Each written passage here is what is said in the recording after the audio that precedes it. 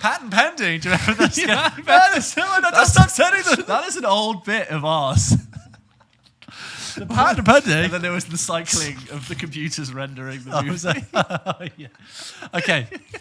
There's all these patents. There's never a patent that isn't pending. Yeah, there's always patent pending. It's just two sweaty guys in an office. It's a toaster that can also be a pair of swimming goggles. Oh, God! Put pending!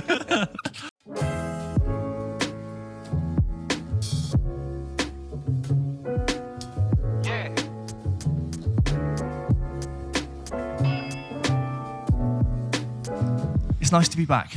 I haven't seen you in a while. For us, it's been a while. I mean, the listeners, seamless. Regular service. As always. If you haven't, please go and listen to our episode that we did last week with Phil Dunster. A lot of people from have. Ted Lasso. Phil Dunster from Ted Lasso. We did a nice little short interview with him. Really interesting. Ted Lasso is, of course, now out, and you can see Phil Dunster as Jamie Tart in that. But I had quite an interesting observation on the many flights, not just the flights I've been on recently, but on, I'd say in the last 6 to 8 weeks, the big flights. Because you travel a lot. I've been traveling a lot. People know this by now. I did work, stuff for work and a holiday. And, you know, on the long haul flights, as you know, you get a screen where movies are provided. I understand. You've done it before. Thank you. And when I stand up to go to the toilet, I like to have a look across the entire suite of screens. And I like to sort of I like to get a little census when I go to the toilet of what everyone is watching. And without fail, on all of the big flights I've done, there has consistently been, and don't guess yet, one film that I swear to God about 65% of the screens are watching. And then I'd say there's another additional 25% that are watching another. And these two films, like 80% of the screens are watching this, without fail. Can you guess what the two films are that everyone is watching on planes right now?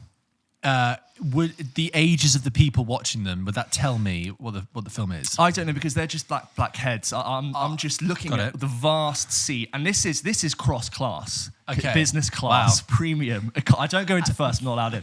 Not again. But I always use the toilets near first. Good tip, by the way. Oh right, okay. Well, because you got the hot towels or something. You usually get like a little flower, and as I'm peeing, this is luxury. I thought they would. That's as crude as we'll go this episode. Sorry, listeners. I thought that as you'd go further up the plane, they'd be like, "Sir, get back in your seat." They can do, but sometimes in the middle of the night, the air hosts are just, sat Pumped there, out, gossiping on the Valium. sleeping. Yeah, got it. Okay, and you can mix snacks in first class. But sorry, what would you guess are the one that's about 65%, and the other one that's dominating the other? Did these films come out in 2022? No. No. Did they come out in the last 5 years? Yeah. Okay. So they're recent, they're newish. Recent films. Did they come out in the last 3 years? Yeah. Okay. But not 2022. Oh, 2022, yeah. You said this year? No, I said 2022. Last year. Sorry, you have travelled a lot. Welcome back, James. It's nice to have 2022 films. Right. These films came out in 2022. Okay. Yeah. I'm going to just reel a couple off. Black Panther. No. I'm only going to say this next one because it's what the person across from me watched on my flight back from America, which is Death on the Nile. No. Okay. Okay. Recent films last year that came out that were good for a plane. Are these long films? One of them is fairly long. Not known for its length. But Doctor Strange. No. Any? What's the other one? No comic books. Wow. No comic. Oh, sure. A great movie from last year. A great movie from last year. So Barbarian. No. Come on. 65%. Sorry, I'm so sorry. What am I talking about? Let me think. Top Gun. Yes. Top Gun Maverick. Of course. Just unanimously being consumed. But the worst way to watch that film. Of course. You know what's funny is that it is a plane movie in both senses, right? It is a literal plane movie. Yes. And it has like a part, if you take away the fact that you're missing something from seeing on the big screen, it has good plane movie credentials. Credentials. It's digestible. And I don't mean this in a bad way, it's easy to follow. Yeah. And it's obviously great. So wherever I am on my plane, I can just look and selectively choose what scene of Top Gun Maverick I'd like to sort of dip into. And it's even without sound. 10 meters away. Is it like fantastic watching all the screens in the architect scene from The Matrix? When he got them all playing out. Because I'm tall, so my head. If I want to, I can sit up and I can go. Oh, what's it? But usually it's when I go to the toilet, I have a look. Sure. And it's always there. So sometimes I just I catch the final sequence without sound, and I'm just still going. I told you not to think. I don't know if I would watch it on a plane, but then maybe these people have been to the cinema, they've got it, they've had the experience, and they're like, I just want to see Tom Cruise, playing volleyball again. Yeah, I'll rewatch it. Or football on the beach. Yeah. And not necessarily worry if I fall asleep. So that's the 65%. That's right? good. At least over the half of them watch. Okay, and then there's one more that I'd say, if two of three screens are Top Gun Maverick, the other one is. Is this another good movie by our standards? No. I'd say I gave it. I reviewed it. Not me. And I gave it sort of like it's it's not there, everything everywhere. It's fine. No, it's not. Okay. What, the film that won Best Picture? I'm like, well, it's not. It's Spider-Man, but that's the year before. No. Okay, but you said no comic books. No comic books. Okay. Was it a big film? No. Okay, but it's 2022. Was this film nominated for anything? No. Okay. When did this film come out last year? Summer? Let me double check. For UK times. I mean, you could just tell me, but I love the game. So I'll give you another. Give me another hint. It came out in September 2022, at least in the US, but let's call it some of the time. It's not bodies. No, it had two very big, like real A-list stars in it, returning to a genre that has long been neglected. Ticket to Paradise. Yes. And also, the film isn't amazing, but good plane movie. Yeah, that looks like a good plane movie. Is it 90 minutes? It looks like it should be. Ooh, it is. Hour 44. That'll do. Digestible. I would watch that on a plane. That's yeah. It's like a lot of George Clooney films are plane movies. You said you saw people watching the Ocean's films. I think Money Monster. Do you remember Money Monster? No, but it rings a bell. I actually need to start making a list of forgotten major films. Yes. Money Monster is we'll talk about 65 later. Yeah, but Money Monster is one of those films that came out 6-7 years ago, and Jodie Foster, George Clooney, massive campaign. Yeah. And you had to pause. And we do a film podcast, right? Okay. I actively engage in this. Yeah, I saw you go. I saw you scrunch up. Yeah. So we'll do that another time. But films would be good. That is an interesting COD survey you've done. And then the rest, I'd say, is just a smattering of different things. Everything everywhere, I think, is showing on a lot of planes now. But it's like overwhelmingly, wow. Top Gun. It was what I could have. I wish I guessed that sooner because it was the second in 2022 it was the most popular film. Obviously. Yes. Well, good. Well, it's good to have you back. It's nice to talk about film. We have been able to watch stuff, and you arrived only a precious few hours ago. I did. Well, yesterday, sort of. early morning. So that's I precious. Was tired, and it was Mother's Day yesterday, so I was doing family stuff. And then thought I need to see something for the podcast. But I'll get into that later when we do thoughts. But yeah, great episode today. We're going to be covering Scream 6. Yes. George has gone to see that. I've gone to see 65. Yes, another numerical film with the letter 6, number 6 in What it. are we going to call this? 65. How many years ago is it? 65. You're telling me you don't want Spaceman versus dinosaurs? Too long. On with the show.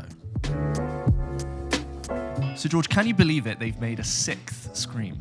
They have. It's Scream 6 is here, and it's doing very well at the box office. I've managed to see lots of social media marketing for it. I'm very aware it exists. I've heard some decent things about it, but you've gone to see it. I have. George, tell me more. Okay, so Scream 6. So you're right, very effective marketing campaign where people's been going around towns. It does itself, doesn't it?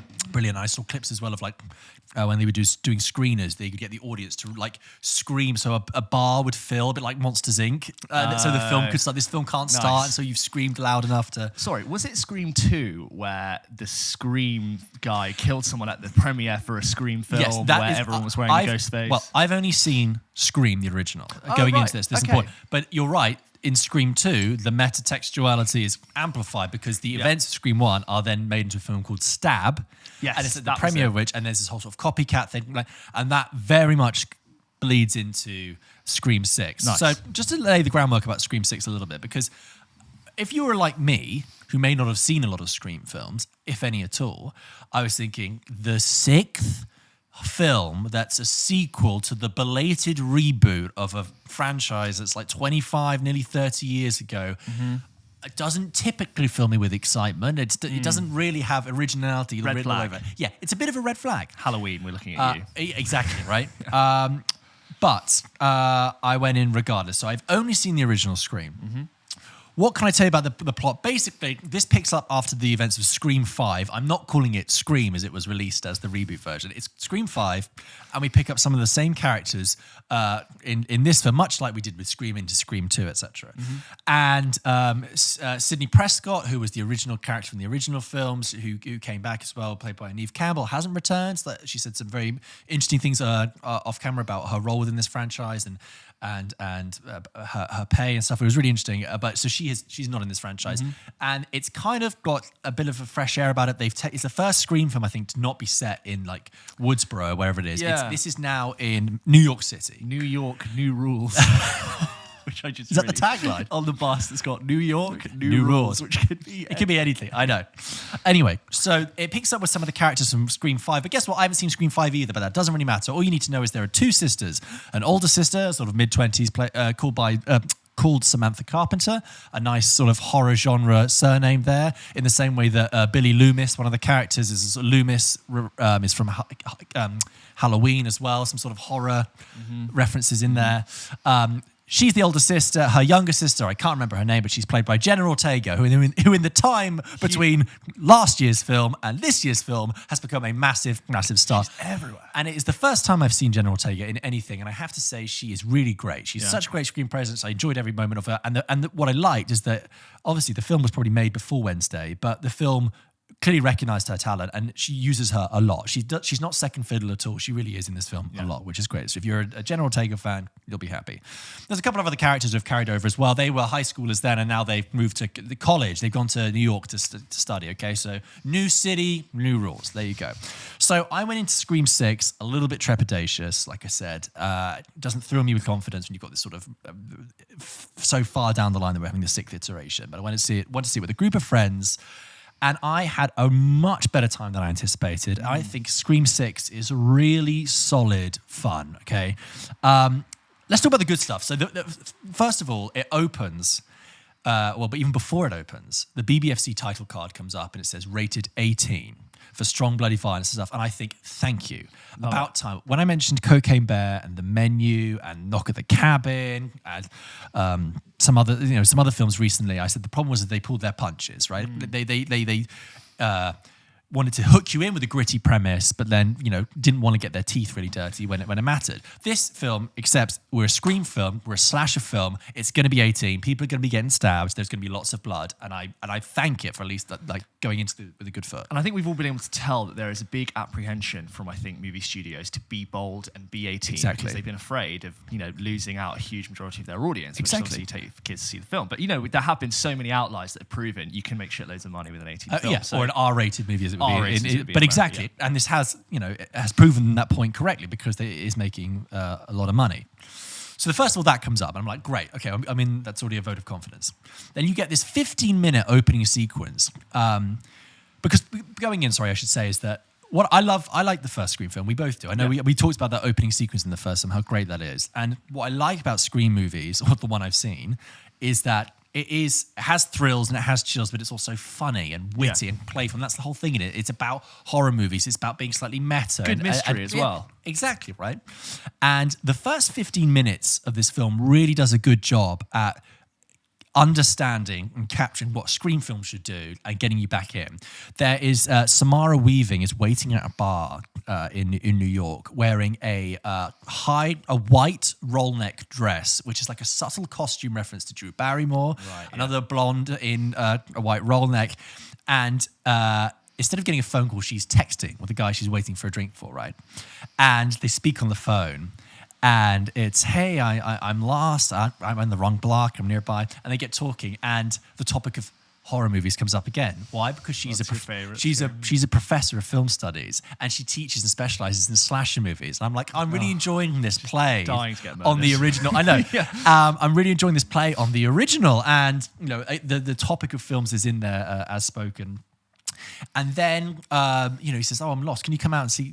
Help me see where I am." And this is where the film really leans into and enjoys its New York setting. In this particular sequence, there's some stuff with an alleyway that it really plays up, which wouldn't have been kind of done in the same way in another setting.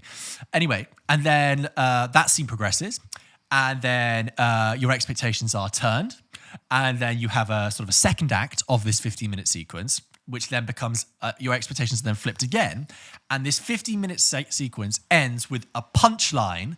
And as the punchline hits, the title comes up, Scream 6, and all four of me and my friends just erupted in laughter because it was really funny and really well done. Wow, okay. We were like, good, I am in. This film is a Scream movie. Here we go. You get a lot of building with the characters, which is a tricky one because the film is a little long. It's 2 hours. It did feel a little bit long, did drag occasionally, but it's in a tricky position with its characters because it's like, okay, we know this is a Scream movie. We know you're here to see people get stabbed and get chased by Ghostface, but we also need you to invest in the characters. So which is it? We either spend time with the characters to get you to engage and you say, oh, I want to get scared more, or we get just focus on the scares and you don't feel connected. So it has that slight balance there. It walks kind of a fine line. There are a couple of scenes where I thought, I don't really care. But then a couple of scenes I thought, well, it's good that you have that character investment there. So there's parties. It's college. It's New York City. What else works really well? I think that the other thing that, when I said it leans into its New York setting, there's a scene, and this is in the trailer, but I won't reveal too much, but on the subway. And it's, again, something that wouldn't have been able to do. It's just so iconically New York, getting on the subway, but it's Halloween. And this is in like the third act of the movie, and it's full of people in costume. And as you'll see in the trailer, the problem is that there's 6 people dressed as Ghostface. But what's also really fun... The anonymity of a crowd, isn't it? Exactly, but because the film has done a lot to cultivate your attention at this point, you're paying attention to this film because it's interesting, is that not only are there like 6, 7 Ghostfaces, but there's a Michael Myers mask, and there's what's the guy with the pins thingy head, not a razor head, Hellraiser. Oh, right, okay. But what I also like, there's also someone dressed as Florence Pugh from Midsommar. There's also 2 people dressed as the doppelgangers in Us, and I'm like, I'm really enjoying very subtle, modern horror coming here. And this whole sequence of is this person on this carriage with me, the real Ghostface or person in a costume, is really well executed. There are a couple of every single like thrill beat works really well in this film. There's another bit in like a 7-Eleven that's very tense, and all the action sequences, the thrilling sequences, really work. When the blood hits and the gore hits, when it stabs, it stabs. That's really really enjoyable. It's funny. 90% of the time, it's funny when it should be, and there's a couple of times when it's silly to the point you're like, have we diverged now? Am I laughing at this because it's so silly, or is it being so silly deliberately? So I'm laughing at it, but it doesn't really matter because you're still having fun. So, for example, there's a sequence with a ladder, and I was like, surely that's deliberately silly, right? Because that's so just so ridiculous. Similarly, like Dermot Mulroney's in it, and he is chewing the scenery in a way that I was like, so much that I thought, have you misunderstood the joke of the film, or are you so deep within the joke of the film that even I can't tell if you're playing this straight or you're playing this deliberately hammy? But he's like saying, it's like one of those people who say the quiet bit loud and the loud bit quiet, but he's gurning his way through this kind of, I'll get this fucking killer and do what I want, Anyway, so that's very enjoyable. So the film has... Well, I always thought David Arquette in the originals kind of overacted a bit. Yes. But it's sort of part of the fun. There is this like touch of camp about the films, this touch of like shrillness that's kind of a hysteria, which is really fun. I mean, do you remember in the first one with like... what's her name? Rose McGowan gets stuck in the garage door and it goes up, like that's kind of like, do you remember that where she tries to crawl out? Like, that's ridiculous and it's silly. But anyway, so that's all the stuff that's working great and it's really enjoyable. So when it needs to deliver, it absolutely delivers, and we were having a really good time. Like I said, a little bit too long. I think that another criticism I would have is that it like most films now, are really trying to build a universe and build a history.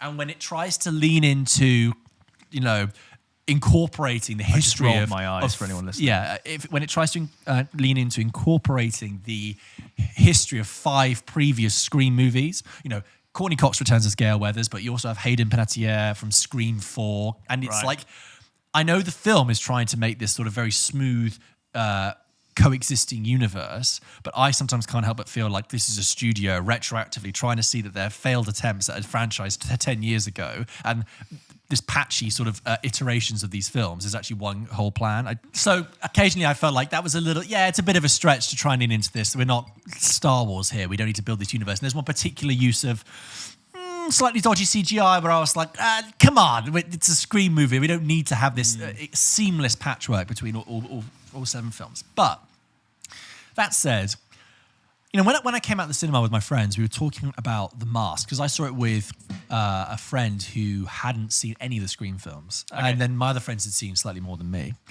And he was like, we were talking about how iconic and brilliant that mask is. And scary. Well, that's the thing. You look at the Scream mask, and it captures exactly what the films are, which is, it's grotesque, and it's like a masquerade mask, and it's carnivalesque.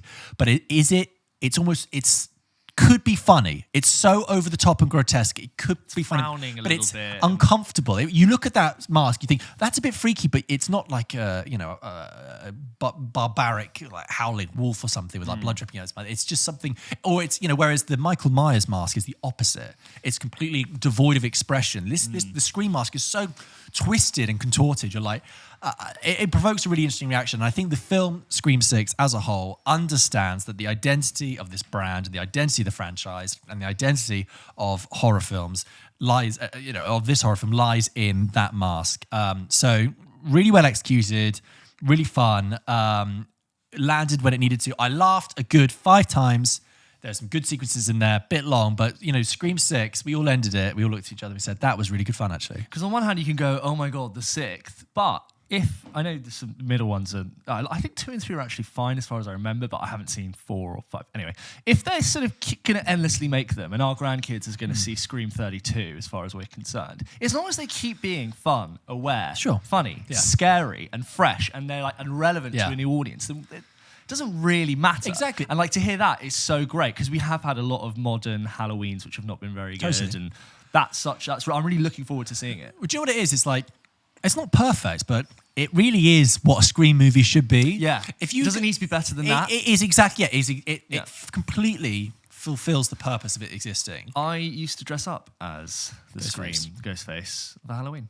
Well, that's freaky, but I mean, as a kid, I can see that. But also, we were talking about the actors who play Ghostface. It's the way that their physicality moves with the mask that's brilliant as well, because he'll do the sudden turn with the head, and you'll look. It's just that the whole choreography of Ghostface, which is kind of got overlooked because we're so busy, with the rest of it, is brilliant, and it's really good. So.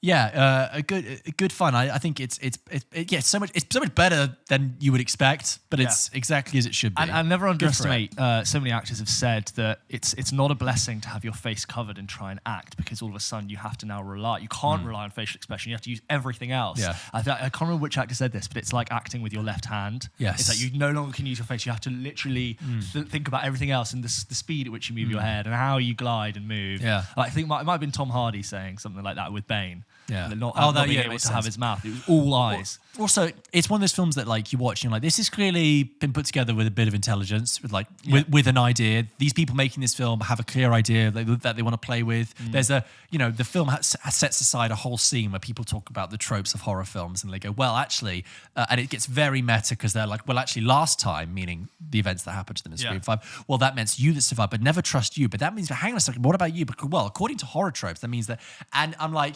it could be a little bit forced, but I'm here for it. I like it. Here to stay. So who knew? Scream 6, good time. Well, there you go, guys. If you've seen Scream 6 and you want to let us know what you thought, please send us your email to hello@pulpkitchenpodcast.com. We would love to hear, as always, what you think and read it out on the show. So as I said, got back from travels on Sunday, was very tired, didn't see anything. Today I was like, I want to see something for the show. Got it. There were 3 films that I could have seen. One was 65. The other was Pearl, which I realised I hadn't seen the original X from Tia Goth. It looked like something I really wanted to jump into, so I was like, I'm not going to do that. Ty West, sorry. Ty West, sorry. You confused, you blended. You see what I did there? Wow, yeah. And the last one was Rye Lane, which I'm also interested in seeing, but what got me to see 65 was I hadn't really followed much of its build-up in marketing, to which there wasn't very much. And I saw Adam Driver, and I saw runtime 91 minutes. Oh, amazing. And I went, right? So I just went, oh, great. I'll go do some stuff in the morning, see, I think it was like at 11:30, get back out at like 1:30, great, seen a film, content for the podcast, done. I watched the film, and then, it happens, and 65 is there. People know it's Adam Driver versus... Yeah, I'll get into it. And I all of a sudden I'm a bit confused. I just Google what the hell happened to this film. And it turns out this film's release date had been pushed 5 times. It was shot over 2 years ago. And it's a lot of the chat about this film is that it's very much just been hushed out by the studio because they don't want to make a big deal of it. Well, you say that. Sorry, the only thing I would just say to counter that is that they did do a spot for the Super Bowl for it, I'm pretty sure. They did, but they've also done screenings where they didn't invite press, which never a good sign. Followed anything that's being reviewed, it's never a good sign. It always means that they're just trying to not get too many people talking negatively about it. 65, I think we covered it on our Films of 2023 list. So as you know, the film stars Adam Driver, and it is set 65 million years ago.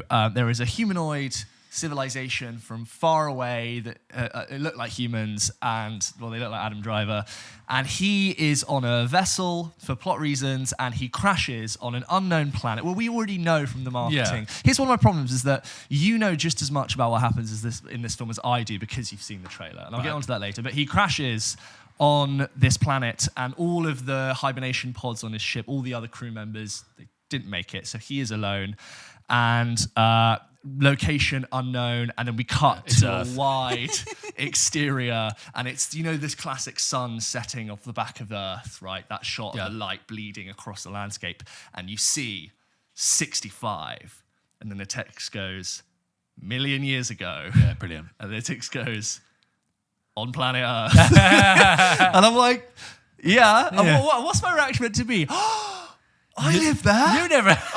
What? That's where my house is going to be. That's the one of the 9 planets I know. This is amazing. And of course, anyone who knows a little bit about history, or knows, not even history, 65 million years ago is when the dinosaurs were around. Yeah. So obviously it's one of those man runs from dinosaur movies. And also what you didn't realize is one of the people who survives is this small girl who doesn't speak the same language as him. And they crash, and he's got this little holographic iPad, which is very useful for plot reasons. And it shows him, the escape pod is it's like 15 kilometers that way. We have to move. I've got because obviously she's a little girl. She's vulnerable, so we have to protect her. And here is the plot, plodding along. And he once had a daughter. So emotions. He has emotional attachment to the girl, and they have to get from point A to point B. That plot sounds like the T-Rex coming here. Boom, boom, thudding. Okay. And honestly, that is it. There is no twist. There is no added layer of complexity. There is no added emotional heartbeat that took me by surprise. That is it. And I really got to 2 acts in the film, and I'm just thinking, oh my God, this is it. That is all. This is all the film's going to be. And I guess it has an ending and it finishes. And I can't help but think, based on the cast and the studio attached to it, for me, it really feels like something that has been reduced to its bare bones. Oh my God. It's written and directed Fossilized, if you will. Fossilized, even. Thank you. It's written and directed by the guys that brought us A Quiet Place. They are directing this film, which is a director combo, which is, kind of rare. And I almost want it based on, not rare, but, rare. No, sorry, I'll let you go. And I almost trying to think that maybe something has gone wrong with this. And there was another element that they've almost gone, this film hasn't worked out. It has to come out. Let us bring it down to 9. At least they had the decency to not waste more than 91 minutes of my time. At least they just thought, let's just keep this very simple. Let's not offend people with something worse. And let's just put this out and no one talk about it. Because even Adam Driver can't save this film. No, sure. He's acting very intensely, and there's lots of running, and if it's not a T-Rex, it's a pterodactyl, and there are some squishy bugs, which are a bit of a pain in the arse. But I just was like, wow, that's it. So there's no sort of Planet of the Apes style, wait a minute, all this time. There's no Alien Covenant pyramid where we go back to history of time with Michael Fassbender. This is just it. It is, as you've seen, as much about the film. Wow. As I do, and you haven't seen it, but you've seen the trailer. You've just seen a longer version of it. I've just seen a longer version of it. The fact that it's Earth, we know from the marketing, so that's not like a big shocking reveal in the first 10 minutes. I found the sort of, emotional connection between Adam Driver's past and the daughter he lost, and the girl he's now caring about. It's like a real sort of Walmart Last of Us thing. Like, if you're really gonna escort girl from A to B, and that is it. It's look. I don't think it was offensively bad, or I was like, oh, I'm so pissed off. I just that's it. Wow. It's happened. I will never think about it again. I guarantee you, in a year to 18 months, you and I will sit on this show and we will go, do you remember 65 with Adam Driver? And I'll be like, oh my God, 65 with Adam Driver? It's there. It's happened. I'm pretty sure it's been, something has been just lifted out of it. Because I don't believe that you commission a film with so little to say. So little meat. Yeah. It's got nothing to offer. It reminds me of the kind of film you would rent from a Blockbuster back in the day, thinking it had an interesting concept, and you'd be like, I guess that was an okay rental. It passed the time. Is it a bit like that film? I never saw this, but people said that about that film Life with Jake Gyllenhaal and Hugh. Was it not Hugh? No, Rebecca Ferguson, Ryan Reynolds. Great cast, yeah. And the people were like, "Oh, you're thinking?" Because I said to you about that film Life, I was like, "Oh, I think there's a big twist in that." You were like, "No, the film is exactly what you think it is. It's alien on a spaceship." Life was fairly entertaining. It's nothing new, and it's engaging, but it's not. It didn't do anything new, basically. Yeah. It's a B movie. I got out and I was like, God, it's really annoying. I mean, I wanted to talk about something on the show. I wanted to see something of substance, and I'm just quite weird. It was kind of weird that it had nothing to say. Don't go see it. It's not worth your time. And even Adam Driver, who was the draw for me to see it, that and its runtime, didn't add any other element for that. I would say that I will never tell someone to not go see something. True. I would say you go see something where you can have your opinion. If you really fancy it, but like bear in mind. And there are worse films out there you can avoid. Yeah, like I said, it's not so much about it. I go, do you know what? This is really annoying me. So I haven't seen that, but hearing you describe it and your reaction to it, I'm just going to say this again. I mentioned this a couple of times. If you're going to watch a film that mixes like science fiction and history and like, crash landing on Earth in a different time period, watch Prey from last year. Yeah. Which is really good. That's a good. I know you probably haven't watched it. They look like the same poster. The poster looks exactly the same. Watch Prey. That's a good plane movie as well. Yeah. Honestly, and it's literally set on the Great Plains. Hey. And the title is so clear that they don't have an idea. 65. What? 65 what? That's how many million years ago it was, and that's meant to be interesting to me. I know. Pretty ropey CGI as well. Okay. Just middle of the road. There we go. Sorry for talking about it this long. No, it's fine. Have you guys seen 65? Do you disagree with James? Do you agree with James? And should he go and watch Prey? We know he should. Let us know your thoughts at hello@pulpkitchenpodcast.com. James, before we go on to our emails, I wanted to throw back to a question we were asked a few weeks ago. Often what will happen is we'll answer an email on the hoof, on the fly, because we're pressed for time, okay? And sometimes it's better just to give an off-the-cuff answer, right? But this question has stayed with me, which was, if we had to watch the filmography of one actor for the rest of our lives, who would it be? I remember this. And the email had suggested someone like Tom Cruise. We suggested Tom Hanks. And then we said like a supporting actor. I think we said like Michael Shannon, Michael Stuhlbarg, to cover more ground. Perfectly fine answers. I was watching something yesterday and I thought, oh my God, I have the answer. And I think it's the best answer for this. If you had to watch the filmography of only one actor for the rest of your life, that actor would be, 3 words, James, Samuel L. Jackson. Oh my God. Yeah. Right? Because highest grossing actor of all time. And hugely prolific. I mean, he puts them out. He's been around a while. He's been around a while. Oh, that of course. It's all flooding to me. Exactly. You've got the Fincher. Right. You've got the Star Wars. You've got all Tarantinos. You've got all Marvel, if you're that way inclined. Yes. I've got his what a great IMDb library here. to just have someone and go, what do you fancy? Once you realise, you're like, that is the only answer. So, Samuel L. Jackson's been acting for years. Obviously, it really started to flood in after Pulp Fiction. But of course, what do you get before Pulp Fiction? Jurassic Park. You get Jurassic Park as well. So you get Jurassic Park, then you get Pulp Fiction and all Tarantino's. He is in Die Hard with a Vengeance, Die Hard 3, which we talked about last year, the second best Die Hard, the only other Die Hard you need to watch. He's in Paul Thomas Anderson's Hard 8. He's in A Time to Kill. He's in The Long Kiss Goodnight. Jackie Brown again. He's in Out of Sight, which is... have you seen Out of Sight? I need to see Out of Sight is... fantastic. It's the movie Steven Soderbergh made, but just before he made Ocean's 11, right? No. And all that energy and style and slickness that he puts into Ocean's 11 is in Out of Sight. It's got George Clooney and Jennifer Lopez. George Clooney's a criminal. She's an FBI agent. I remember you telling me and they are cat and mouse, and they have but they also are deeply attracted to each other. Of course they are. It's one of the I don't get this with films a lot, but it's one of the few films I've watched and I've gone, this film is sexy. This wanna film watch it. is really, it's a great, we've got a great cast in there. I have to just, but anyway, he's a very, very small cameo in there. Out of sight. The Negotiator, Star Wars 1, 2, 3, and you can count some of the later ones because he does a voice cameo. So if you wanted to watch Rise of Skywalker, it's in there. Yeah. Deep Blue Sea. Do you remember Deep Blue Sea? I The love Deep sharks? Blue Sea. Yeah. I watched it on holiday. You know, getting his low budget trashiness in there. He Gets eaten very in a real sort of jump scare. Completely illogical physics wise. Great moment though, yeah. Rules of Engagement with Richard Gere, Shaft, the reboot of Shaft, Unbreakable, and thereafter Glass. If you wanted to watch that, Changing Lanes, an underrated movie with Ben Affleck, he did, and Toni Collette.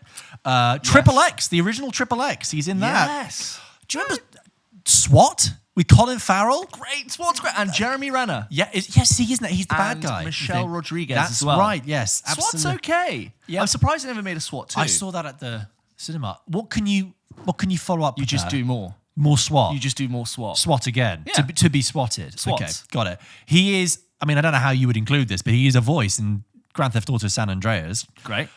Officer Mate, Temple. mate, The Incredibles.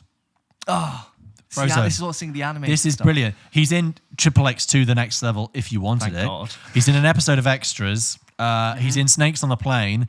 He's in, I mean, I must say, I'm skipping over a lot of trash here. You know, I'm like filling out my DVD shelf with all of these, and it's like boom. This boom, could last boom. you a lifetime. If you wanted to watch Jumper with Hayden Christensen, I don't know why you would, but you It's could. there. Iron Man. Because that's it. He gets in right the first one. He's in Yeah. MCU a lot. Yeah. Lakeview Terrace, never saw it. Soul Man with Bernie Mac. Inglourious Basterds, he's just a voice, as we said. Blah, blah, blah, blah. And then like the last 10 years is basically just Tarantino, MCU. The film Turbo, the animation with about the fast snail. Not seen it, but if it's all I got, I'll have a look. The reboot of RoboCop, again, that's a forgotten film with Joel Kinnaman. No, Good didn't actor. see it. Again, MCU. Just already, you've got something for the teenage boys. You've got something for the kids. You've Oh got my something god! For the filmies. I have forgotten one from pre Jurassic Park. He's in Do the Right Thing, which is Spike Lee's film. One of the I need to see that. Do the Right Thing is an amazing. Do the Right Thing. What years Do the Right Thing? 1989 is Okay. always in the top 100 films of all time list. Oh, nice. In the BFI one, I think it was at number 25. Like, so Huge. when he was having these like walk-on parts, like he does in like Jurassic Park, that counts. So you've got Yeah. prestigious stuff. And then you've got real mid stuff like The Legend of Tarzan, Kong Skull Island. I mean, There, Christ, you he's need just there in everything. I could He go really on. is. He's sort of that presence where he's one of those actors you can forgive for just being Samuel Jackson in a film. Totally. Like, even when he does The Hitman's Bodyguard and The Hitman's Wife's Bodyguard and Spiral from the Book of Saw. I mean, Oh, the wow. guy is in a lot. Is that the only Saw he did? I think Yes, so. Yeah. he did. I'm just going to make sure. I'm just going to check. Menace to Society, which I've not seen. No. I'm going Oh my God! He's in Goodfellas. I completely forgot. Is he? He's in what? He's in like 2 scenes in Goodfellas. Done. Yeah. What a stat. He's in The Exorcist 3, which is meant to be underrated. Okay. Yeah, Do the Right Thing. Coming to America. Never seen it, but No. there you go. Another classic. You thrown would. in there. You would if you had to. I think that Yeah, give it's me an actor who easily can done. beat that. No. That is incredible. Franchises. Great filmmakers of all time. Kids films. Yeah.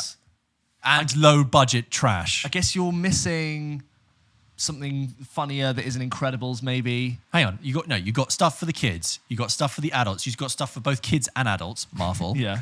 You've got indie films, Out of Sight. You've got prestigious things like Do the Right Thing. Yeah. You've got It's More? as good as it would get. that's what you want from an actor. What Yeah. a diverse portfolio of work. Yeah. For a person who, for as iconic as he is, you would think could be typecast. But he has managed to actually play the field incredibly well. Hats off to you, Samuel L. Jackson. You are the Pulp Kitchen hero of the month. And consistently good. There are very few things I can go, well, there's that film. He is really is rubbish. good. He is dependable. Yes.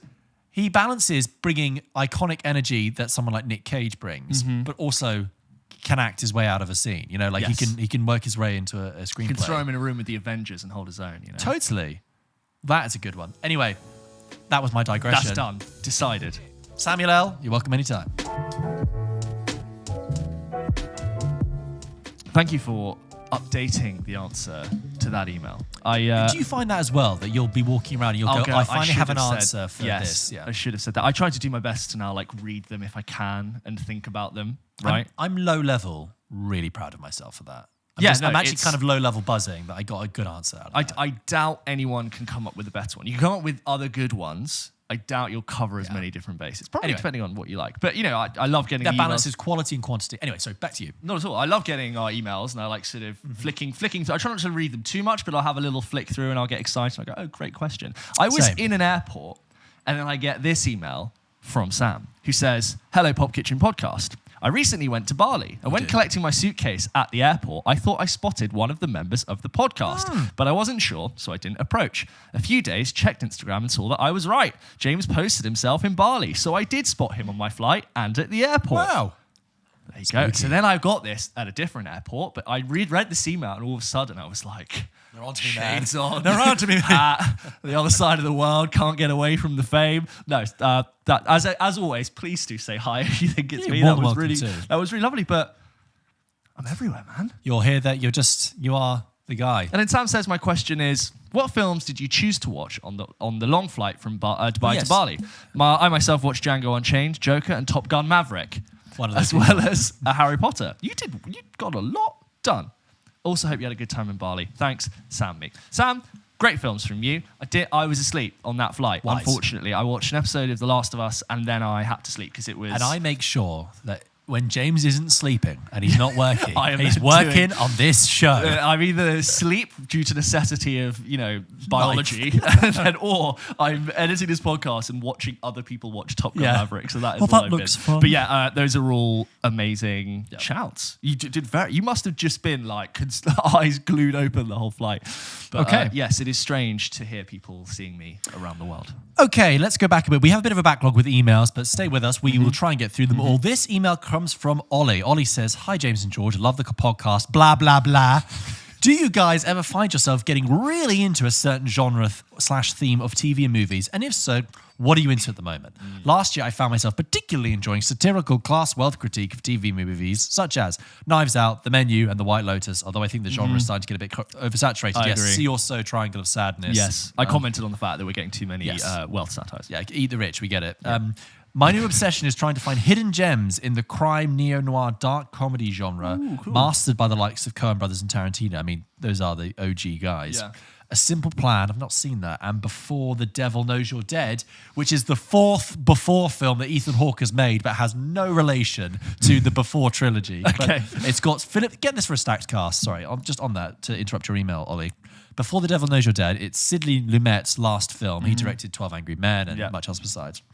Albert Finney, Marissa Tomei, Ethan Hawke, Philip Seymour Hoffman. I love Philip Seymour. Golden, absolutely golden. They were a couple of good ones I saw recently. Are there any others that spring to mind? So, James, quickly, crime, neo-noir, dark comedy genres. Oh, well, I was going to answer find it's getting into a certain genre theme. Okay. The only one I can think of that I do is that I will back-to-back horror stuff, which I think I'm about to do this week, because I'm going to do the X and then Pearl. The X and the Pearl, and then I'll probably try and see Scream 6. And I'll just be like, good, you're going to go see it. Okay, yeah. Yeah, I'd love to. I'm in for the scares. That's when I'll sort of block them out and traumatize myself for a little bit. But other than that, I can't say I latch onto a genre for an enduring amount of time. Yeah. I don't really block out other stuff. I spread myself broadly instead of focusing on a specific thing. Other than that, I will always say, as I've said before, I'm a sucker for anything to do with time travel. That's time travel that's done in an interesting little different way. That's a bit like Predestination or Looper. I'll go, even if it's usually quite flawed and falls on its face at the end. Harry Potter 3. My favourite Harry Potter one. Right. Who doesn't love time travel? The RT good about one. time. About time. Okay. Ollie, I hope that answers your question. Oh, wait, no. Do you have any other quick neo-noir fun? Oh, my God. Noir. What? Where did you go, Christopher Walken? Noir. What? He's got if it's neo-noir, it would have to be... Well, any just modern day crime noir that isn't... But it's kind of funny version of it. So Coen Brothers, Tarantino, Fincher. In the last 10 years... Zodiac is set in the 50s. Oh, no, it's not and also it's not like a... It's not I tell you what, you mentioned A Simple Plan. Did you ever see A Simple Favor with Blake Lively and Anna Kendrick and Henry Golding? No. In many ways, James... What year did that come out? It came out in 2018. In many ways, completely rubbish. Yeah. But it is so bonkers, and it has complete conviction and a complete tongue-in-cheek throughout the whole thing. It's directed by Paul Feig, I think, right? Right, okay. If it's not Paul Feig, it's the guy who did Superbad, who's the other director, Greg Mottola. It's one of those two. I always get those two confused. But anyway, Okay. it's got that kind of tongue-in-cheek, and that's kind of an interesting spin. You can maybe go for that. Again, this is a question I'll have come back to me. You'll see some neo-noir and you'll be like, oh. Thank you very much, Ollie. Memento. That's neo-noirish. Yeah, 20. That's a good one. Yeah. That is all. This next one is from Ethan, who writes in and says, "Hi, George and James. Hope you're keeping well. Thank you, Ethan. I'm writing in with a question about a phenomenon I've noticed as the designated film guy amongst my friends and family. Has a film you've highly recommended ever turned out to be poorly received by the non-film obsessives in your lives? In 2021, I convinced my family, who do watch a lot of films, would love The Power of the Dog as much as I did. It is led by a movie star, has a gripping story and a killer ending, yet they all hated it and described it as boring and confusing. Since then, I've wanted to suggest they watch Tar, as it was one of my favourites from 2022, but I can't imagine they'll get as much out of it as I did. Keep up the great work. It's so refreshing to hear a podcast made by people my age that see a realistic number of films per week. Maybe I'm answering my own question a bit here, but I find many professional critics' opinions are so skewed by the quantity of films they watch in a given week, and that they deviate significantly from anyone with a more conventional life. All the best, Ethan." Just on that, Ethan. On that point. On that, Ethan. On that point, Ethan, about the film critics, you see a lot of films. I think that is a very astute observation. It's something I've thought about, because it is almost the film critic's curse. The better the film critic gets, the more films they're able to see. And there is, the harder a film critic has to work, the more films they see, because your tastes, it's like saying the more food you eat, your taste and your palate will completely change. Your perspective on what works in a film and what function and what's correct in a film. You see the formulas will be so different. And it doesn't mean that the film critic is any more correct than your average audience goer. Or any less correct. It just means that their perspective is just so completely removed and far away from your average punter or even your casual watcher that you have to work. Like Mark Kermode had been a film critic for 50 years. I imagine that's the challenge of his career, to really try and think about this, how someone who only casually watches his films going into this. There's also another dynamic, which is when you are not paying for the cinema ticket, that changes your relationship with the time you spent, or the money you spent on your time. Yes. And that you lose that sense when you are, as part of your job, or you expense it, or you get invited to screenings. That relationship is different. Your time is still taken, but like if you paid money for a ticket, you feel more emotionally damaged by if it really annoyed you. But yeah, George, just on people who watch a lot of films, it's not received as well as when you give it to your friends and family. Yeah. Have I pushed to film my friends and family? Do you know what? I have. I can feel the experience of having recommended and either watched with my family or have them report back to me of them going, yeah, I don't really like that. But I feel like I've suppressed the memory so much because it was so painful that I can't actually remember the specific films. But it is, again, it's the film viewer's curse. You just have to, you want to share the love, but you can't always expect it to be shared back. I definitely had it when I saw Interstellar and I was like, this is incredible. You have to see it. And people are like, what a load of rubbish. For all the reasons you can criticize it, like, what a load of rubbish. It completely fell apart at the end, but I have a film friend who's a big cinephile, like real deep life, likes the heavy. He likes the real dry stuff you find at the back of the cupboard on Mubi, right? Okay. And he saw Interstellar with me at the IMAX in 2014 and he wasn't a fan of it. And the other day, he sent me a screenshot of his Nolan films ranked on Letterboxd. And he sent it to me before, and Interstellar was at the bottom. Wow. And he sent it to me again, and Interstellar was at the top. Oh, because he rewatched it. He rewatched it, and he has had a complete 180. Oh, great. And now he completely sees it for what he is. We were talking about like the emotional framework of that film and how it works. Nolan's soppiest. Yeah, and he had like what I had with Once Upon a Time in Hollywood, this like Damascene conversion. It's like, I've seen the light. Yeah. I get it. You've got to make a little leap of faith with Interstellar, and then you're in. We've covered that many times. But it's interesting just to compare that with the email of someone who said when he sits someone he knows down to watch something and he feels like he's watching them watch it and they're not taking it in and you want them to concentrate more but they're not. I feel like it's kind of similar. You can almost, by setting up for someone, this is a great movie, you have to watch it. It takes away from the fact when you discover a movie for yourself and you're like, I just found this movie, I have to tell you about it, instead of when everyone says it's great. This is my thing. I really want to watch There Will Be Blood with my girlfriend, okay? Oh, right. And I've thought about it, and she said to me, why do you want me to watch that? She said, not that she won't watch it, but she's like, okay. She's like, I don't know anything about it. Good. Looking at the front of it, looking at it face on, it doesn't look like the kind of film that I'd like. There will be blood. Is there violence? And I said, there's actually not that much blood. Not as much as you think. From the title. Did she know about like the scene? Like no, how many references would she know? She would not know any of them. But I say to her, I'm like, I think I've come to a point now where I am confident in my own ability to love that film.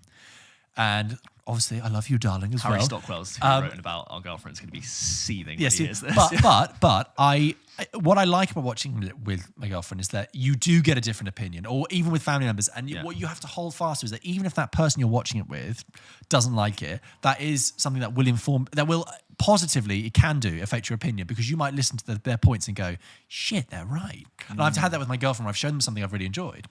And Anna will say, yeah, but I wasn't sure about this, I wasn't sure about that. And I'll go, that's actually a really good point. It ruins your own impression. Exactly. But I'm almost surrendering to the fact that she might not like it. But I said to her, genuinely, I just want your opinion. You like good acting. This is great acting. The hardest thing about it, as I've said to her, I was like, there is not a single female character in this film, which is appalling, really. Yeah. It's absolutely appalling. You just said, oh, it's got great acting, whereas you could say it has arguably one of the best acting performances of all time in it, which is not a helpful thing to say when you're going to watch it. But like, I would say it's up there. My context, I said, look, it's been often rated as one of the best films of this century, and it's just so different, magnetically different. I said to her, it will not be like anything you've watched before. You will have a reaction to it. Yeah. So I will report back when we actually do sit down to watch it. Oh, can I come? For the record, I'm not one of those guys. Can I come and just watch? I'm absolutely not one of those film bros that forces their other half to sit down and watch something. No. I genuinely am interested. I'm watching it because I want to hear her thoughts on something that she would never have watched otherwise. Okay, next email from Sam. And I love the paternal nature of his performance and the way that was carried into the majority of his work. And it's one reason why I like The Amazing Spider-Man. Do you want to answer that question before I move on to the next one? Any comfort actors? Actors that that are very weird. So I like Michael Shannon because he's an odd interview. And you find that comforting? Yeah, comforting. You said, was it comfort? I think actors? Any actors where you see them in an interview, they just put a smile on your face. Yeah, I'm going to say Paul Rudd. Paul Rudd, yeah, he's good. Yeah, Paul Rudd. Yeah, let's go with that. Secondly, I recently loved Babylon despite its runtime. Despite the runtime, I saw it twice in cinemas. Just quickly on the runtime, because we've talked about runtime a few times this episode, and it comes up every week as a topic. 305? It's 309, Babylon. But we talked about runtime earlier, and you know, with 90 minutes with, I know we have this kind of like running joke that we love a 90-minute film, which we do. But I watched a round table of the directors the other day, and Ryan Johnson was saying that for him, the perfect runtime of a film is 85 minutes. It's just never possible to do it. He was like, Jordan Peele was sat next to me. He was like, no, man, don't worry about it. He was like, no, 89 minutes. That's the perfect thing, but you'll never get there. 89 or 85? 85. 85. Anyway, I loved Babylon despite the runtime, and you guys often, for good reason, talk about films being too long, and I agree that it can really put you off a film. However, are there any films you wish were longer? Ooh. Whether they leave out a lot of information or you just want to spend more time in the world of that film. For me, it's David Lynch's Twin Peaks Fire Walk With Me, due to the fact there is so much cut-out content that would make the film better for it being in it, and it also features many characters from the TV show that don't make their way into the film, and she names a few cast members. Just on that, I mean, this is a very well-written email, Sam. I really appreciate it. Twin Peaks, another show I've never got to, and I will try to in the future at some point in my life. A film I wish I was longer. I'm going to keep it short. It's a film I've mentioned before, Children of Men. That film is only probably about 100 minutes long. And that, again, not just would I make that longer, that should be a limited series. I'll be honest, I have very few. I have films which I think would be great as a series. Well, like I just said, yeah. Yeah, but it's as a... I usually am like, I like it because of how well it... the discipline. It's very rare. Wanting more. Yes, it's very rare I go, oh, it's all finished, it's over, and I love the film. Yeah. I'm usually like, it curls to the end, and I go, great. Sorry to be boring. No, Sam then says, sorry for the length of this email, but as you can tell, I clearly love talking about films. Never hide that, Sam. This is fantastic. Yep. Nurture that. Brought up so many films. I love your podcast. It's probably my favorite podcast. Yes. And from now on, we'll get a great feeling of being able to look out for each new episode as it comes in. Sam, thank you so much. P.S. There's a postscript on this. I've got to have the controversial opinion. You got it. It is. My controversial movie opinion is that I am really not a fan of Christopher Nolan. Okay. Here we go, Sam. Let's do it. I enjoy both The Prestige and The Dark Knight, the former in particular, but in all his other films that I've seen, I'm never sold on the narrative and in particular the characters. I never find myself connecting to any of them. Dunkirk in particular, which I was really not a fan of. I just don't find any of it interesting characters whatsoever. And yes, his films are technically and visually impressive, but for me, that is not enough for a film to have a strong narrative and characters to grab onto. And without them, I just lose interest with a film. PPS! Apologies for the length, but this could be the next Babylon. Just before I jump into Nolan, Sam, do you think you are making a judgment on the last Nolan film you saw? Which is what I think your criticism could be attributed. Nolan's only as good as his last film. And I think there's a lot of people who've come out and been like, they didn't agree with Tenet for the reasons which you said, technically and visually impressive. Which I agree with you with. Missing any interesting characters. For me, that's my problem with Tenet. But I do disagree when it comes to his other points. I think there are certainly weaknesses. Oh, sorry, go on, please. Well, let me put it to you as a question, okay? What is Christopher Nolan's best and worst film? God. Technically, I think Dunkirk is very impressive. My favorite might be The Prestige. Yeah. I think Inception is phenomenal. Right. I can't answer that question. I think his worst film, there's one I haven't seen which is Following. Right. But I think his worst film is probably Tenet in my eyes. Right. But it's something like Insomnia. Not seen Insomnia Okay, either. that's No, another one, so okay. there's two I haven't seen. Right. Same. Why? What are yours? I would say, in terms the best Nolan film, my favourite is absolutely The Prestige. It's one of my favourite films. It's fantastic to rewatch. Because not only does it have the kind of narrative and technical dexterity, but it does have a really gripping story. It's a really and very well executed. It's sharp I love the and period dense. detail. So it's got the balance right in terms of Nolan-esque. It's got Yeah. characters, it's got a good story, but it's got technical feat, and the technicality of it is mainly in the script. It's not big feats like in Inception. I love Interstellar, but it's flawed. I think his other best one, I would probably say, is Dunkirk, which, although I admit, doesn't have characters you can latch onto. It's not the point. There is something, I've said this before. The soldiers weren't meant to be characters. Obviously, the technical aspect of Dunkirk stands for itself, but there is something so bleak in some of the images that he puts across that I find bizarrely human, because he is showing you just how desperate the situation was. And I think for the worst film for Nolan, it would be for me Tenet. I think looking at Nolan's films as a whole, it's quite easy to look at where he falls short. I think he isn't the best, or him and Jonathan Nolan, I guess he also writes a lot of his films. They aren't the best at writing relationships, women, people. Interstellar is, I think, the film that is able to do that the best. That being said, he is still one of the most exciting directors out right now. He is not just a person who tells the biggest stories on the biggest canvas possible, both figuratively and literally. He finds a new way to come up with a concept I've not seen before. Yes. It's a new way of telling a story or structuring a film that is always original, and that is why he is so exciting. It's not just the subject matter, it's how he's going to flip the switch. Even though Tenet, I think, is a very enjoyable time at the cinema, if not a bit flawed, I'm so glad that he was able to do that complicated of a film and release it and have a market for it. I loved unfolding it as complicated as it was. And it's funny, like, I had a friend message me the other day and was like, "Oh, I'm thinking about going to see Oppenheimer at the IMAX. What do you think?" And I'm like, "Yeah." I was like, if I could, I would have already booked it. It's like, it's a given. It's so exciting. It's obviously there. A filmmaker, what I love about Christopher Nolan as well is that he loves cinema so clearly and loves practical, tactile effects and the relationship of working on film, like that pure cinema essence. Do an interview, you can hear this. I've no doubt that Oppenheimer, despite being a period piece, is going to be out of sequence. It's going to be in media res. We're going to sort of loop back to different moments of time. It's probably going to culminate in the first he'll thing. surprise us and he won't do any of that. Or he won't. But Sam, it's perfectly fine. I do accept that he's not for everyone, but I bet you're probably going to go and see his new film. I imagine you'll go see all those Oppenheimer. reasons. Can't wait for Oppenheimer. Also, there's a slight kind of like film broness that's kind of been slightly tarred Nolan a little bit. Not from his, but hangover from other stuff. But okay, anyway, Sam. We didn't mention The Dark Knight. Thank you for a long but very well written and very passionate email. This next one's from Naomi, who says, "Hello. I recently went to see the movie Operation Fortune at the cinema after my father, who is an absolute film connoisseur and fanatic, said that you must have seen this, as actually all Guy Ritchie..."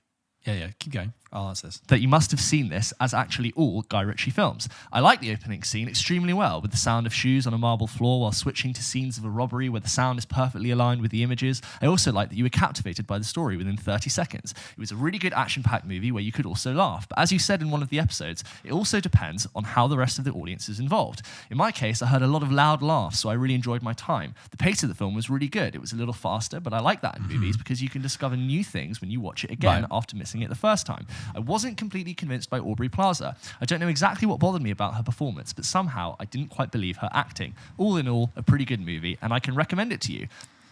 Now I also have a question for you. On that point, go for that. because I saw that email come in and I thought, what the hell is Operation Fortune? And I Googled it and it's going to be a straight-to-streaming Guy Ritchie movie. That's what I've seen. Straight to streaming in the UK, bizarrely, and I think the US, but clearly not when Naomi from Austria. Fine. That's the second Guy Ritchie film to go straight to streaming off of Wrath of Man. And I read, this might not be correct, with a pinch of salt, that the reason it got ditched onto streaming in some territories is that... God, I hope this is correct because I'm saying, but is that certain characters in it are Ukrainian and are portrayed negatively, and therefore it's not palpable, obviously, with current events. So, in terms of Guy Ritchie, I don't think you need to be to see all Guy Ritchie wants to be a connoisseur of cinema. Far from it. I think Lock, Stock, and Snatch, the first two films, are fun and problematic, but inventive. And I think what's the one after it has it? I mean, I didn't mind The Man from U.N.C.L.E., but I think when people say Guy Ritchie, I just think of those first two. I think if you watch too much if you back-to-back Guy Ritchie, it'd be like when you eat an entire bag of sweets and your mouth starts to feel sickly. No, it'd be like if you ate an entire bag of pork scratchings at a pub. Yeah. You know, the kind of pub that Guy Ritchie, right? And it's like, you're not really meant to have all of these at once. You're meant to like take a handful and move on. Yeah. Whereas I feel like his style, I've seen some great TikTok impressions. Like, first off, you're a guy called Danny. Now, who's Danny? Danny's the guy that gets, see this? No. See, that's where you're wrong. But the early Guy Ritchie films kind of, the energy of it that was new, fits in very well with like post-Tarantino, Train-Spotting, kind of 90s kind of energy. But like, they're locked in that grittier, time. It's distinctly British. Yeah. Sorry. Anyway, little touch up now I also have a question for you. If you were allowed to choose a film series where you had the opportunity to reshoot the sequels because the first part was good and the others were not, which one would you choose and why? Mine would be Taken or Divergent. Really? Interesting choices. Wow. I would. Anyway, finally, I have to briefly defend Avatar 2. I think this movie was great and captivating. I like the story and scenery extremely well and saw it 3 times in cinema. I will comment on that afterwards. Keep up the good work. I love your podcast. Sincerely, Naomi from Austria. So, George, we'll get back to those other bits. What film series would you reshoot the sequels for if you had the opportunity? I've thought about this. I'm just going to keep it. I'm just going to keep it nice and clear. The Star Wars prequels and Star Wars Episode 8 and Episode 9. Okay. Prequels, I'd love them to. I've said this before. I'd love them to just go. We're going to do them all over again. Yep. Mine would be The Matrix. All the sequels. All the sequels of The Matrix. Leave the first one, obviously. Oh yeah. No, it's just the sequels. Matrix. Does The Matrix need a sequel though? No, it doesn't. The ending's perfect. But I still think there's a universe where very good sequels could happen. Okay. That's my answer. Very good. And then Taken or Divergent? Divergent, I never read the source material, but it is what it is. Taken, I saw Taken 2. Like Taken 1. You never see, Taken 1 was fine. Taken 2 was ridiculous. I don't remember. Taken 3, I was like, this franchise is over. Why are you still going? I saw Taken 3.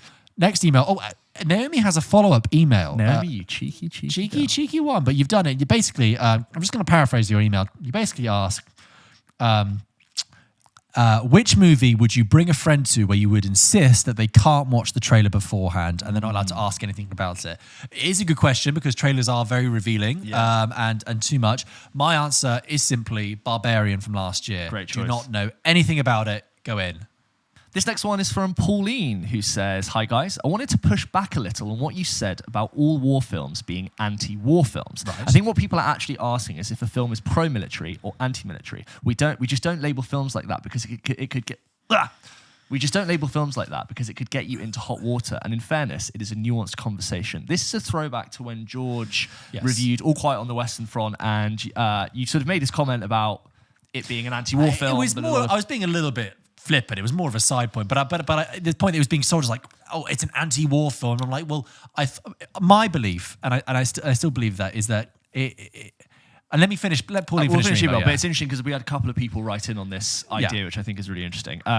Pauline continues to say, I'm going to pick on Top Gun a little, despite loving those films, because both films are clearly military propaganda. The first one was hugely successful for American military recruitment, and for the sequel, recruiters set up recruitment booths outside showings. I would say 1917 and Band of Brothers, despite both being grounded in reality, were still pro-military. It's really just a matter of if you view it, if you view that as a good or bad thing. Interesting. The question, she goes on to ask a question about the Oscars, but yeah, interesting to bring up Top Gun 1, which I kind of agree. Whether or not it's designed as that is another question. Good to push back on this, Pauline. Yeah. I appreciate this email.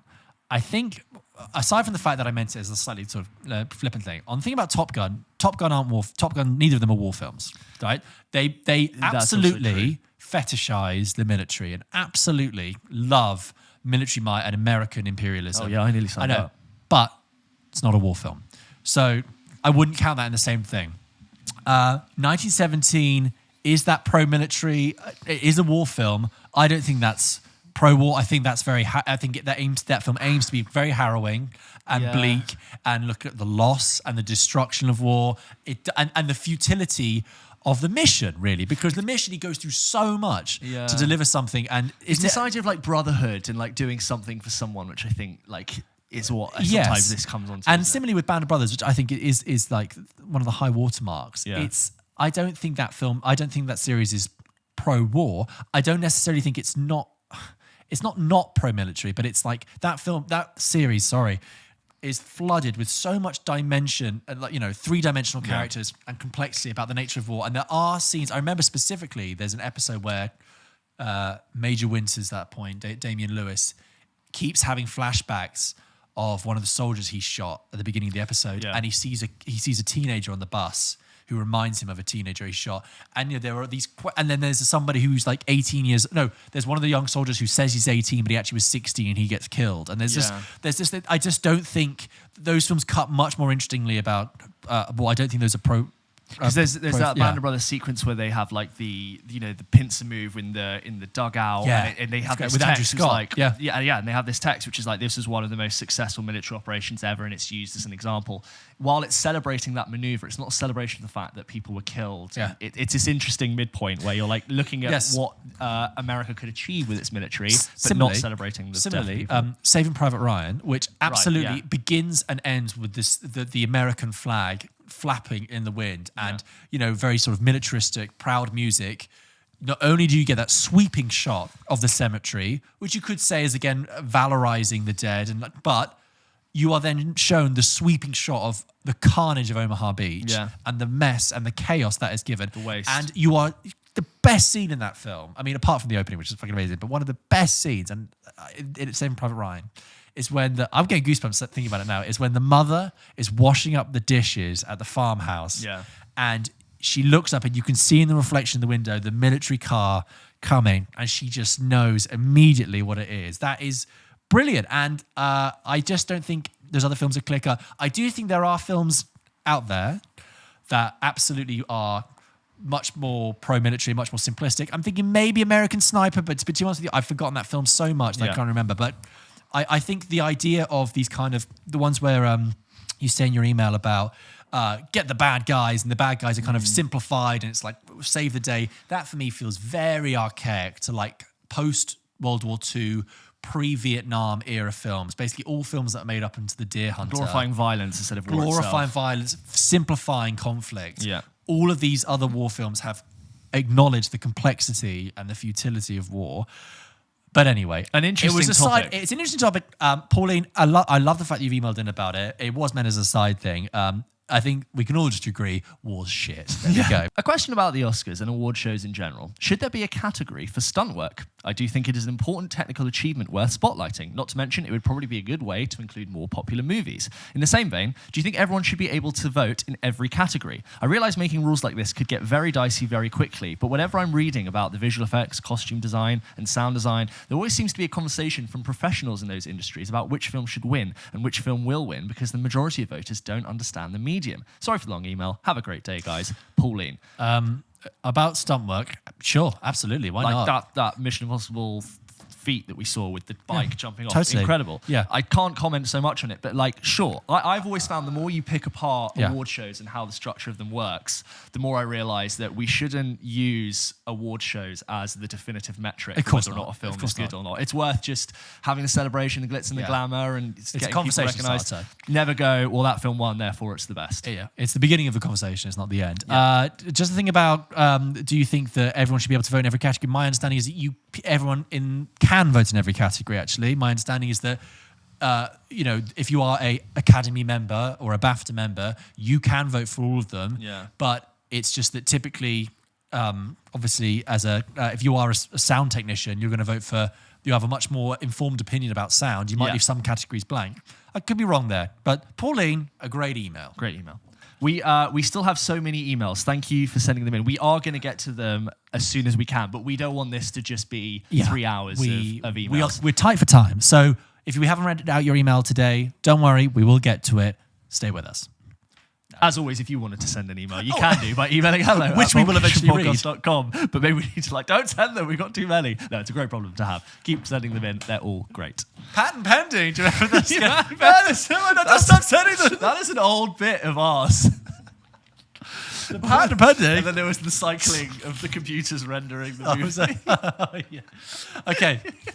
There's all these patents. There's never a patent that isn't pending. Yeah. There's always patent pending. It's just two sweaty guys in an office. It's a toaster that can also be a pair of swimming goggles. Oh, God! Put pending. I don't know anything about toasters. Yeah. Where's Gary? He's not here. He's not back till next week. Okay, game. Let's close with the game. Okay, George, we've come to the end of episode 68. And as always, we end episodes of Pulp Kitchen with a game. We are back with one of our favourites, which is Cast List Countdown. That's right. If you've listened to this show before, you know how to play. But if you are new to Pulp Kitchen, welcome. You can play along. Cast List Countdown is a game where I will read the cast of a film from the least important actor to the most important. George has to guess what film I'm talking about based on only the cast. You can play along at home. We are going to start with the first film. George, are you ready? I'm ready. Let's take this home. Ready? Can you guess this film from its cast? Ready? 3, 2, 1. Joanna Lumley. Okay. Kenneth Choi. Right. PJ Byrne. Rob Reiner. Okay. Kyle Chandler. Kristen Milioti. John Bernthal. The king of the cameo. It could be anything. Jonah Hill. Matthew McConaughey. There's the Wolf of Wall Street. Wolf of Wall Street. You threw me with Joanna Lumley. Yeah, straight away, but she She is in that. And a speaking part. It's like 2 scenes, How maybe. dare she? Yeah. Oh It's my not like God, you're she has right. like more than one scene. Yes. Right? Yeah, Next up was Margot Robbie and then Leonardo You could have put DiCaprio. Spike Jones in there. I could have. There's actually it's a very And big John cast. Favreau. John Favreau is also in it. I had to And condense the it. guy from Silicon Valley. The comedian. He's got DJ the bow. Miller? No. It's the one with the bow tie. And he's like, I I know just who you had a mean, but I minute. can't He's like, remember. you had a minute. Yeah, On yeah, no yeah. issue day. Yeah, Very Spike. good. Yeah, he's like the penny stocks guy. Yeah, He's like, Penny you know, Skies. I will personally. Yeah. So that was Wolf of Wall Street. Great cast. Okay, give me round 2. Round 2. Ready? You have to guess the film based on its cast. Ready? 3, 2, 1. Ken Jeong. Okay. Bill Hader. Oh, anything, everything. Craig Robinson. Again. Jonah Hill. Harold Ramis.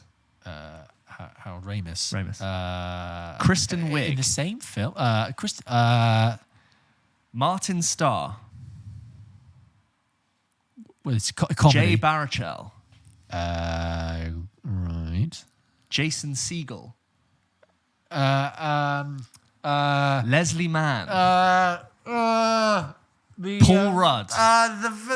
This is the other one. Katherine Heigl. Knocked Up. Knocked Up. Oh, Knocked Up. And the last one, Seth Rogen. Right. Okay. There you go. Knocked Up again. Huge cast and lots of huge peripheral comedy actors thrown in there. Great scene from Craig Robinson. I don't remember. I've only seen it He's once. the bouncer with Leslie Mann. It's like, am I not pretty?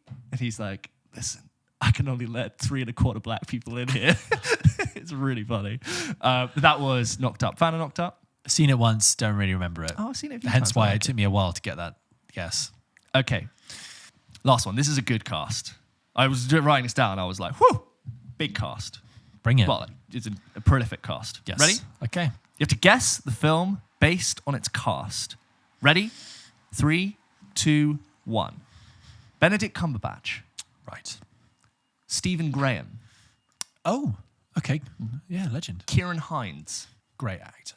But now I'm thinking. Toby Jones. Oh, John Hurt.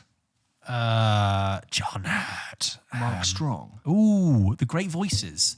Hang on, let me think. Tom about Hardy. Last 2. Colin Firth. Tinker Tailor Soldier Spy. Yes, just. And then Gary Oldman for the end. But hello to that cast, right? That is huge. Benedict Cumberbatch, Stephen Graham, Kieran Hines, Toby Jones, John Hurt, Mark Strong, Tom Hardy, Colin Firth, Wow. Gary Oldman. Kathy Burke's in that as well, but that's a niche. And like with a lot of these, you could flip them around and have the leads in all of those roles. Yeah. And I would still want to see the film, and I think it would still be great. That's really good. What are your thoughts on that film? I've only seen it once, and I thought it was a bit dry, but I liked it. I don't Same. remember it well. I've seen that once at the cinema. I thought it was okay. Very grey, I remember there very being spectacles a and- tense moment where Gary Oldman unpeels a pack of tray ball mints. I believe that. Well, there you go, guys. Those were 3 rounds of Cast List Count. Now, thank you, as always, for making it to this part of the episode. Don't forget, we post new episodes of this podcast every single Wednesday. And I've made the last few Wednesdays. Good I for really you, have. James. I've really well made done an for effort sticking to do to it. that. Yeah. Thank you, guys. As you know, you can follow us and support us on Instagram and TikTok. Like our videos, share our videos, recommend us to friends, send the links to friends, give us a rating on Spotify and Apple Podcasts. And if you are watching this on YouTube, please make sure you have subscribed and Give us a liked it. like. It will really, really help Tell us. your friends. If you've made it here, you are a fan. And you are all friends of the show. All friends of the show. Thank you so much for sticking with us and watching this. And we hope We'll be back next week. We will be back next week. We will join you next week for more fun film chat. Cheers, guys. Bye.